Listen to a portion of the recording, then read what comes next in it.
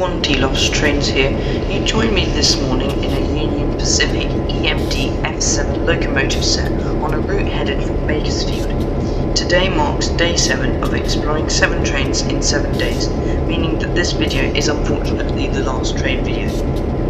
At the moment we are at a yard along this route called Edison Yard, which is a large freight yard. As you can see here, we have a intensely long freight train probably starting at that end with those two, I know those 3 or 4 engines there pulling all of these containers, but we are here in the EMD F7 engine with, is it 7 or 8 coaches? I can't remember.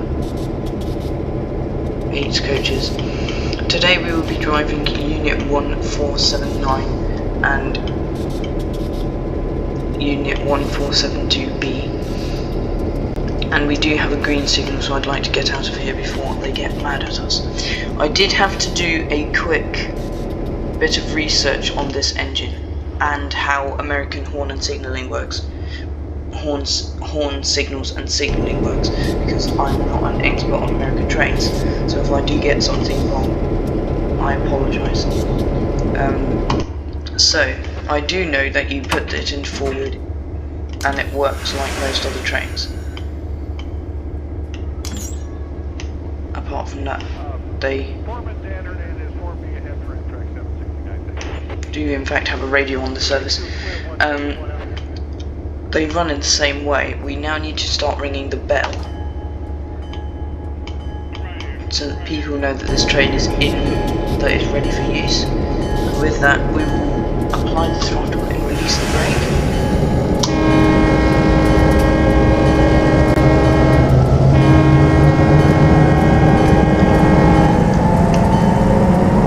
I learned that two long horns is go, release brakes.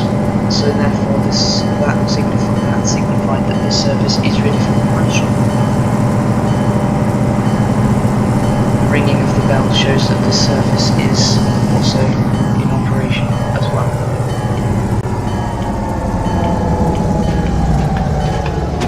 There's a bus over there. You can see all of these containers, there's loads of them.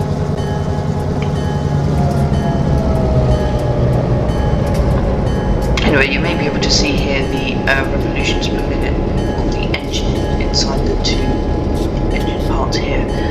These trains have a surprisingly low engine range, ranging from 275 at idle to 800 at maximum, which is a small scope really on the grand scheme of trains, but at the same time they're not all that bad.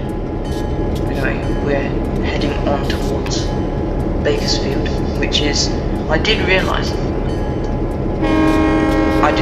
that Bakersfield was an Amtrak platform, and we are in fact driving a Union Pacific train to it, which is unhelpful, but what can we do? We can now pick up the speed, otherwise that's going to take us a long time. Anyway, so we've now picked up the speed, and I can show you the maximum speed of these engines. These engines were strangely designed for freight, although they don't really, to me, as far as freight engines go, they don't really look like freight engines. They do look like passenger engines, and I'll show you down here, if the train's short enough. That's what I picture a freight engine to be. Those sorts of things. The big... If somebody said to me American freight engine, that's what I see. But this is a lot more of a passenger class engine in my opinion. I mean, I've spent all of my life with British trains, so I'm no expert on American trains, but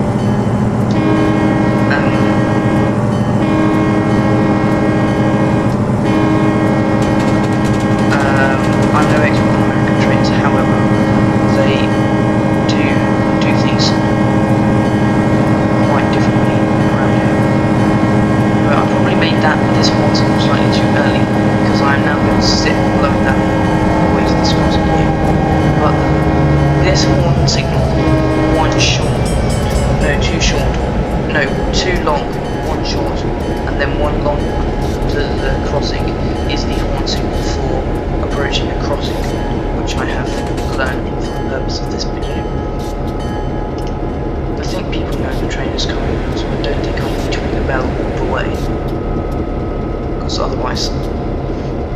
think if this was an American steam engine 120 years ago, the poor engineer would have had his arm gone off because he'd be just standing there pulling the string backwards and forwards, thinking, "Oh, we're nearly there yet." The brakes apply very, very strong, but very, very slowly, which isn't too helpful if you want to do an emergency brake. Anyway, there's another crossing, I think.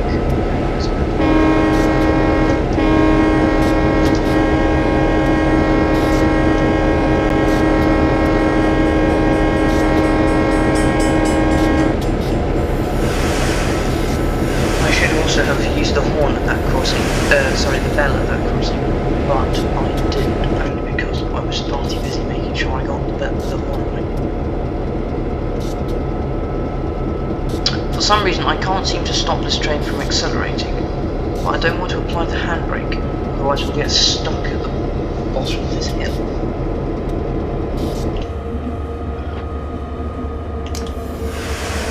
It's even on 8% braking, that's quite rigorous. Have anything less than 8%, please? 6, 50, 6. There we go, 4%, that's better. Oh, there's another engine coming. That's not good. I don't know how to use American signals very well. I think it's green for us. We'll have to find out when we get there.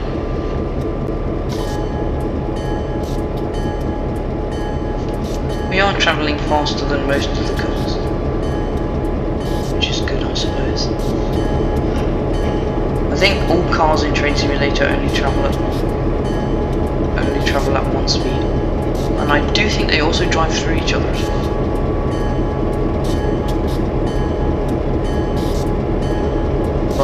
Or people definitely walk through each other.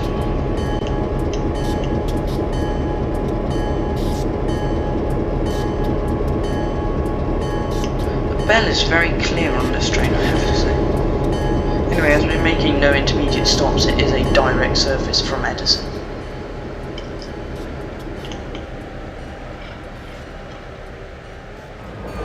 I'm just now going to have to nip ahead to check that we have got a green signal. I think it to be that green signal there. Oh no, it's not. We don't have any signals. It's that signal that we've just passed. Oops. Okay, well let's hope we didn't do anything wrong.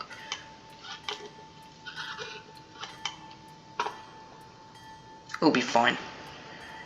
Anyway, so we do have to ring the bell here because this is classified as a moving service. So I am going to pick up the speedometer slightly. Can't work out what that guy is saying, because if you can hear it, there's a man speaking over the radio in the train, but I can't work out exactly what he's saying.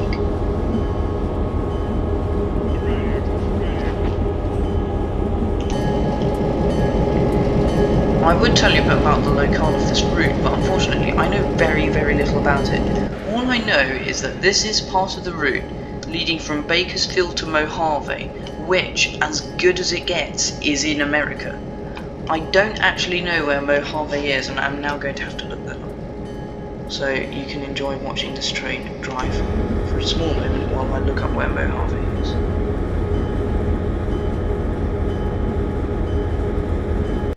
Ah. Okay. Oh, okay.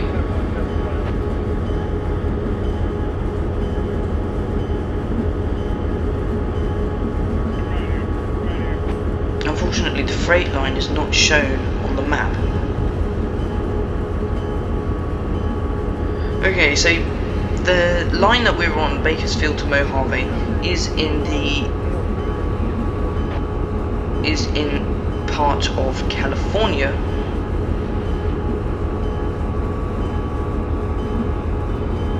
Yes, it is in California.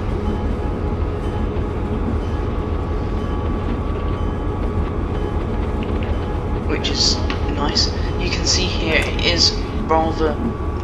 it does give a rather dry feel, I think.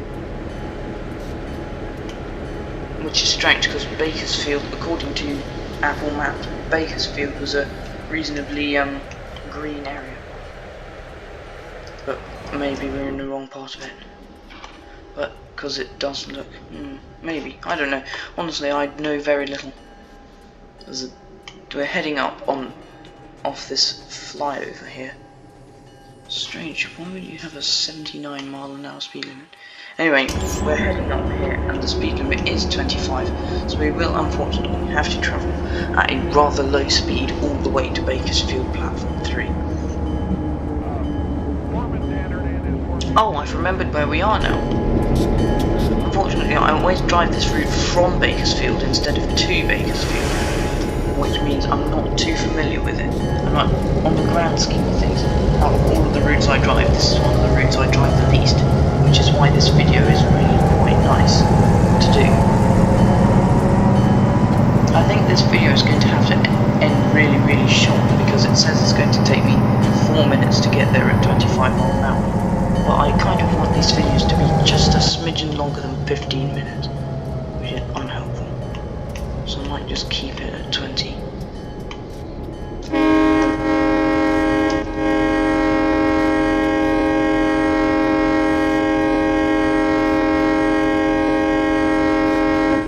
Okay, I've made the necessary horn signal for that. And I will have to make it again because there is another crossing here as well. So I'm just going to leave the bell running.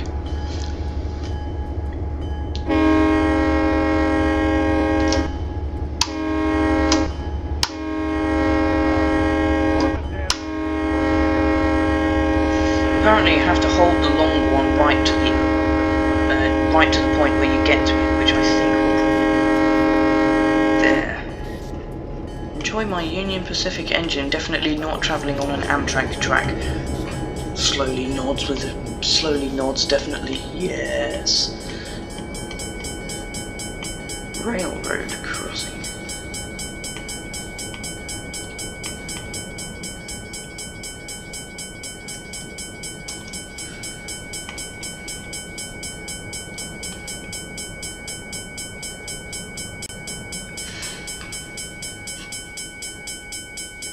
Anyway, as I said at the start of this video, these are the this engine is the EMD F7, and EMD is an American train manufacturer, unabbreviated, meaning General Motor Electromotive Division, as these are electromotive diesel engines. Too close. The EMD F7 was built for use by many of the American railroad companies, including Union Pacific, Santa Fe. The Union Pacific one is shown here with a brake, shall we say, Union Pacific unspecified coaches. These trains have been in service since 1949, I think.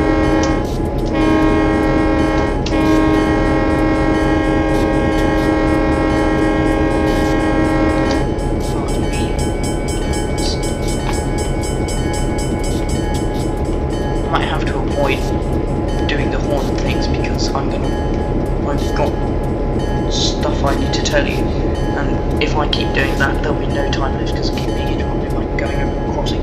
Anyway, these trains have been in service in 1949 and were built between 1949 and 1953. These trains have many surprising features because you'd think that these things have incredibly high speed engines, but actually they don't. They have a maximum speed of 62 miles per hour. 62 miles per hour or 102 miles an hour, but I can't remember which was which. They have a engine revolution scope between 275 and 800. I have to stop this train.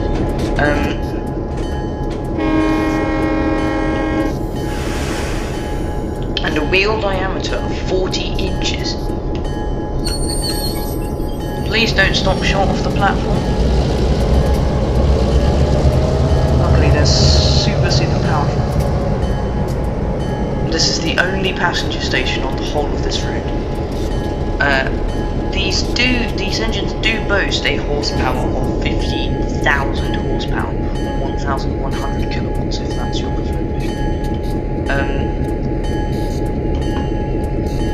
Hello sir, thank you for waiting. These trains don't come very often. Unfortunately, I have no idea what these coaches are, but I would like to know, so if you do know, please put them down in the comments, as I will then be able to pick it up and then right back to you saying thank you very much. They seem to go with the passengers here and have an incredibly detailed passenger view. Not. Anyway, here we are at the station. Some of the later models of this train were seen pulling the California Zephyr many years ago. And I don't think many of these units remain in service. Most of them have been scrapped, but honestly I'm not too sure because Wikipedia did not make it very clear. Right, we have salt here, I believe the doors are open. Oh, they did.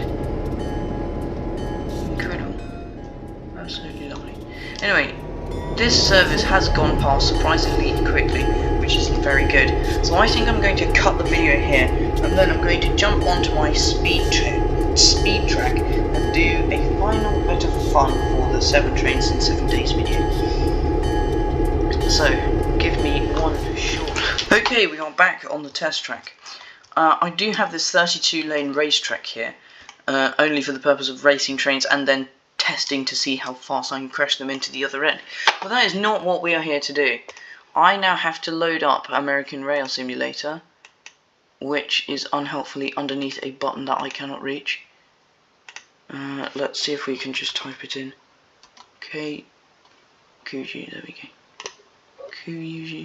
Kuju, yeah, Kuju. Anyway, whatever. Anyway, so let's load in our EMD F7 set. When it doesn't fit, it does just spawn as this one coach mess, which is kind of funny. As for a fair scientific test, we will be running the exact unit, or we will be running the exact same unit. We will not be running a warhead unit or the other unit, which designation I have completely forgotten. Basically, we're not going to be using... No. Where have they gone? Okay, so I have 2 types of them, and here's one of them. That's the one we're going to use. Save changes. No. We need a driver. Now we can do it. Right, let's race some trains. Apart from that, it's not a race, it's a speed test. Drive! Would you like to shave changes? Yes, we would. Let's go. Right, we are here. So, the rules are very simple. The first rule is, if you crash, you fail. And the second rule is, enjoy it. Basically, stick reverser in forward, stick engine to maximum, see how fast it goes.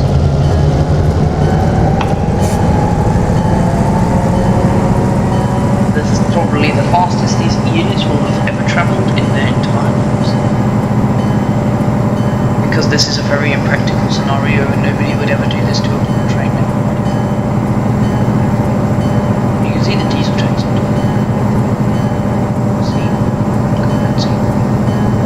We get to enjoy the passenger view more here because unfortunately I ran out of time because there was a ticking clock down here telling me you are running out of time, and then it just went, that's it, get out. So I skedaddled and then have now brought you back into the very, very, very detailed passenger view, which is just a 2+2 configuration, and then everything else being completely pitch black and with no lighting at all. Again. Anyway,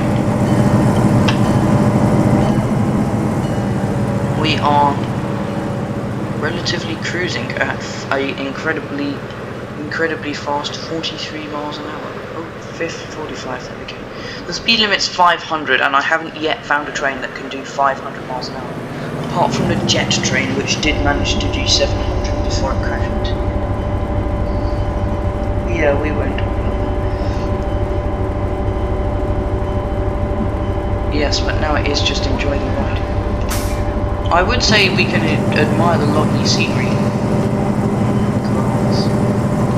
In the distance. More grass. In front of us. Grass. Behind us. EMD F7 with coaches that I'm not sure about in grass. So yes, it's just a bit grassy around here.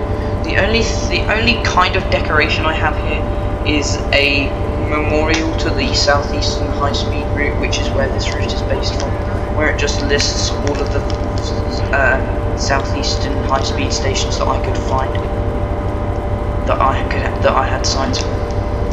There was Chatham, Rochester, Gillingham, and then I think it ran out of signs.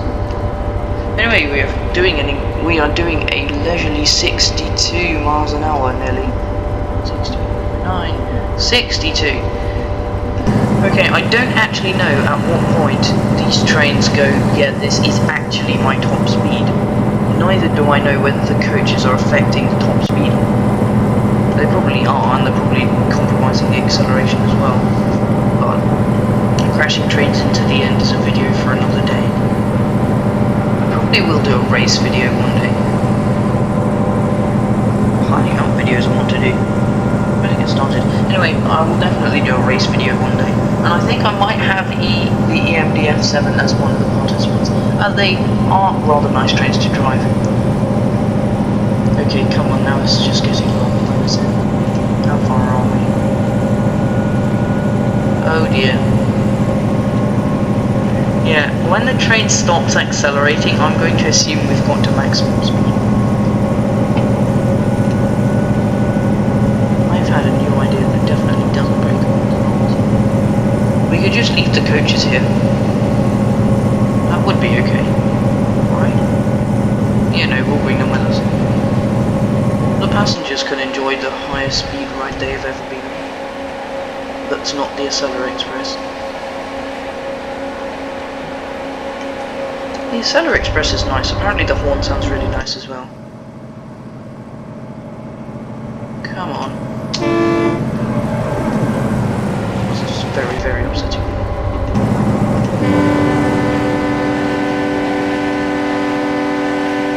I'm surprised the horn doesn't get quieter the further away it goes. Oh, it does. Just. Very lightly. Anyway, the American trains are good because some of the British trains, you can barely hear the horns on the train. Anyway, we are now approaching 75 miles an hour, which is reasonably good, I think. Seeing as these trains were only proposed to do 62 miles an hour and weren't really designed for high-speed use, but we won't talk about it either. They have a teeny tiny wiper as well, and a sunderline that I cannot use. These are the cables to pull. That's the horn cable that if you leave there will stay there and make that noise forever.